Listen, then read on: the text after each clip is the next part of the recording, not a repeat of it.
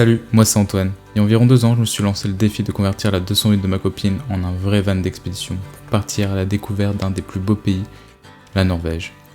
On a tellement aimé ce mode de voyage que depuis, chaque été, on part en road trip en 208 aménagé. Et cette année, on a décidé de fuir les grandes chaleurs de juillet pour aller découvrir un autre pays nordique, l'Écosse. Et je vais te partager tout ça.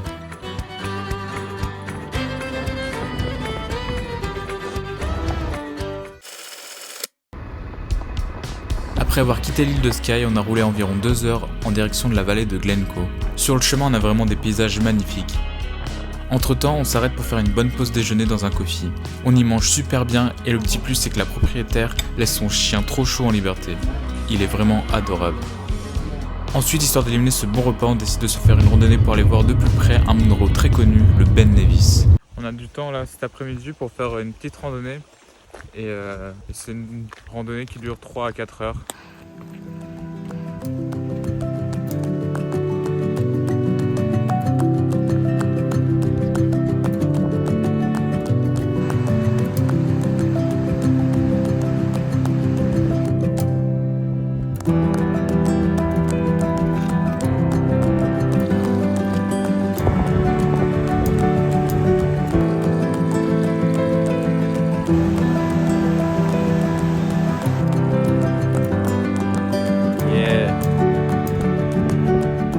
Voilà, tu vois, on arrive presque au bout de la randonnée.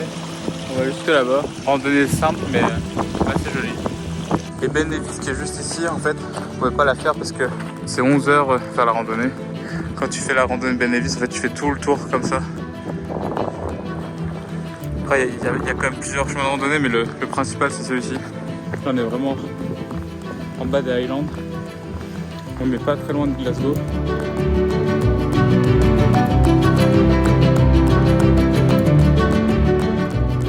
Malheureusement, la hutte, on a l'impression qu'elle est bien fermée. Tant pis, on va pas pouvoir manger notre goûter au chaud. En plus, ça a l'air d'être pas mal. Il y a l'air d'avoir pas mal de couchage, une petite cuisine pour cuisiner. Ça fait vraiment refuge tout équipé, quoi.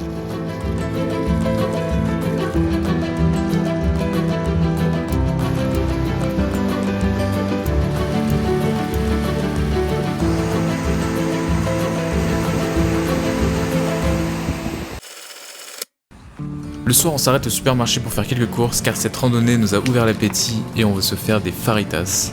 Ensuite, on prend la direction d'un spot qu'on a repéré sur Park4Night et qui est au bord de la mer.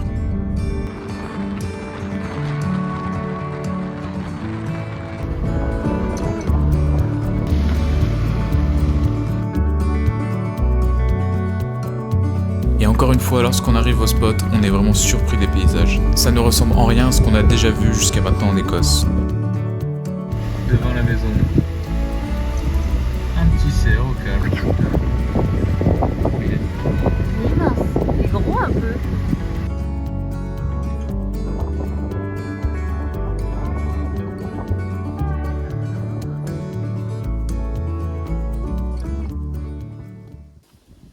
Tiens, ça on peut les ranger aussi.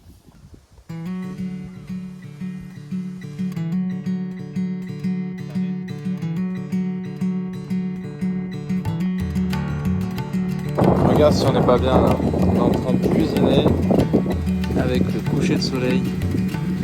Les couleurs commencent à être vraiment bien. Bon, il y a un peu de vent. Au moment, il n'y a pas de mitch.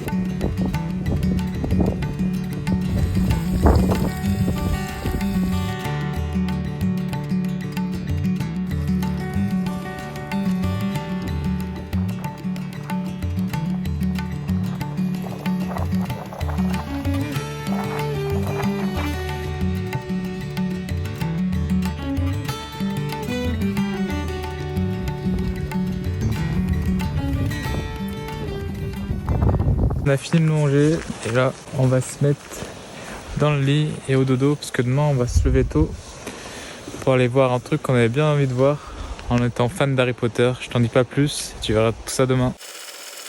Joli matin. Bon, je sais pas si tu le vois, mais du coup cette nuit on a dormi dans l'autre sens.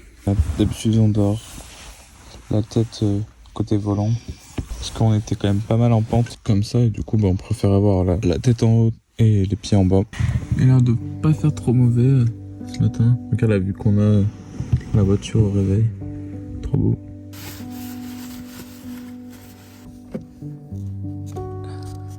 Regarde comment la mer elle est hyper calme ce matin.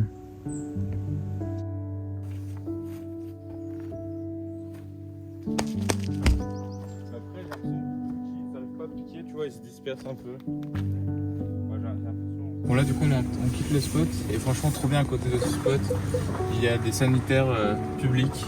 On peut même prendre une douche, mais là, c'est payant, c'est 1 ou 2 livres. Donc, c'est ce qu'on va faire.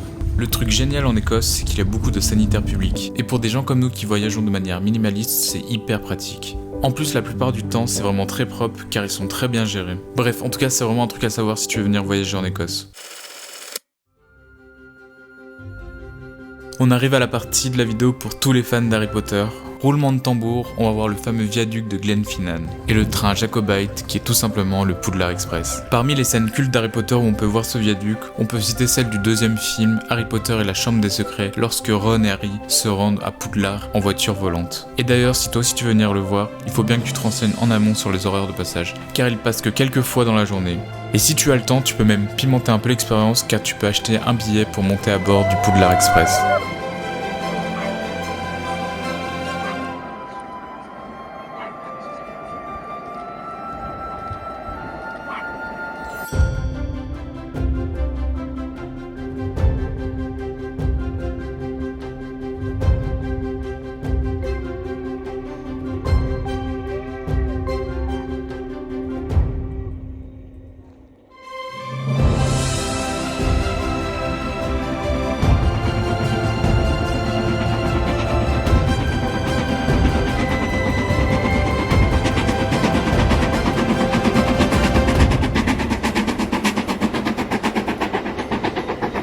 Si tu es encore en train de regarder la vidéo, c'est sûrement qu'elle te plaît. Alors n'hésite pas à t'abonner pour soutenir mon travail et activer la cloche pour ne pas louper la sortie de mes vidéos.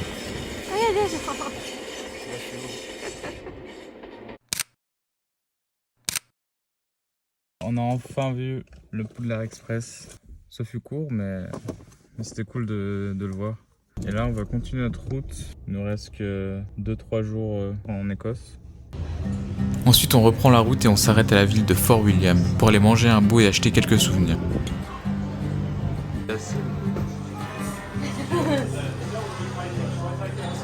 Bon appétit!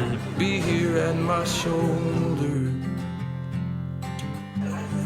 Be here at my side. Et à côté de cette ville, tu peux même aller voir une épave de bateau qui est assez connue et assez impressionnante.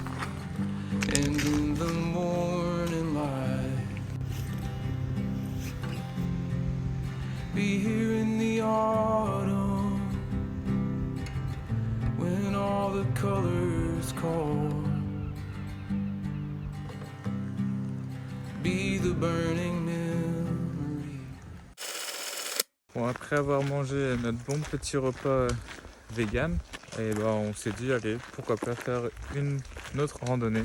Là, cette randonnée elle fait entre 3,5 et 5 heures. C'est la randonnée de Papa Glencoe et je pense que ce sera notre dernière randonnée de notre trip en Écosse.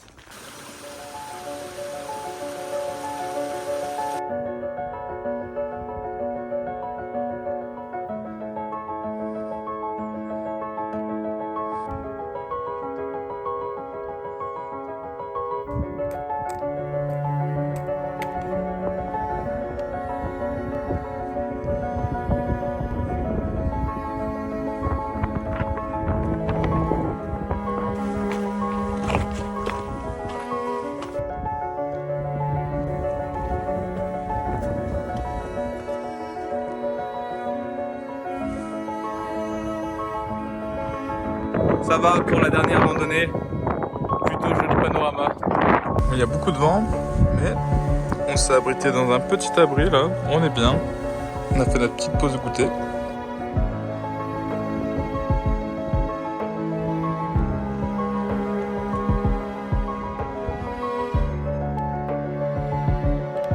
T'as déjà vu des moutons comme ça toi? Pelage noir, tête blanche, t'es trop chou toi. Et c'est une fin de randonnée. Ça va, on n'a pas mis longtemps au final. On a mis 3h30 pour faire la randonnée. Ils avaient dit sur Walk Island 3h30, 5h. Donc on a été plutôt rapide. Et là, il est 19h30 à peu près. Alors qu'on trouve un spot. Et je pense qu'on va commencer à se diriger vers Édimbourg parce que ça c'est notre dernière destination en Écosse.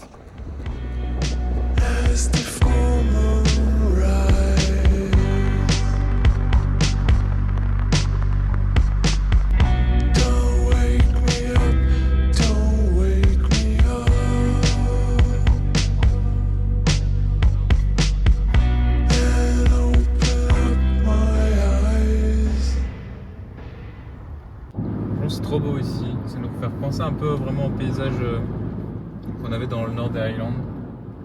Ces grandes étendues un peu désertiques de verdure. Bon, il nous arrivé une bonne galère là. On voulait conduire un peu pour nous rapprocher d'Édimbourg pour demain. Et on a trouvé un parking au bord de la route qui ressemble à ça. Tu vois, il y a un peu de vanne. Mais le souci c'est que ici, on a tapé, tu vois la pierre ici, on a tapé en dessous de la voiture, elle est là. Et ça a tordu une barre. Ici elle est bien tordue. Je pense pas que ça soit grand chose. Ça fout un peu les boules parce que on était à la fin de notre voyage et on n'a pas eu de galère mécanique du tout. Mais bon, c'est comme ça. On est en train de se diriger vers Édimbourg. On a traînassé ce matin parce que du coup on a revérifié quand même la voiture et on a appelé aussi le papa de Clémence et il nous a dit que c'était rien parce qu'on pense que c'est la barre de stabilisation. C'est vrai que la voiture elle tire un peu à gauche, donc on va essayer de rouler doucement jusqu'à redescendre jusqu'en France, jusqu'à chez nous. Malgré ce petit pépin, on garde le moral et on arrive à la capitale écossaise. Et le hasard fait bien les choses car on y est pile poil pour le festival d'Édimbourg. Et sa petite particularité, c'est que pendant quelques jours, les artistes se mettent dans la rue pour jouer de la musique ou proposer des spectacles. Et franchement, même si je n'aime pas les grandes villes, il faut avouer que j'ai été agréablement surpris par Édimbourg. Il y a vraiment une certaine ambiance qui se dégage et on sent que c'est une ville cosmopolite. En plus, elle a vraiment beaucoup de charme avec ses vieux quartiers en pierre et ses ruelles étroites. La ville nous plonge vraiment dans une certaine atmosphère. Et pour cette journée à Édimbourg, on n'a rien prévu de particulier. Alors on se laisse vraiment porter par nos sens.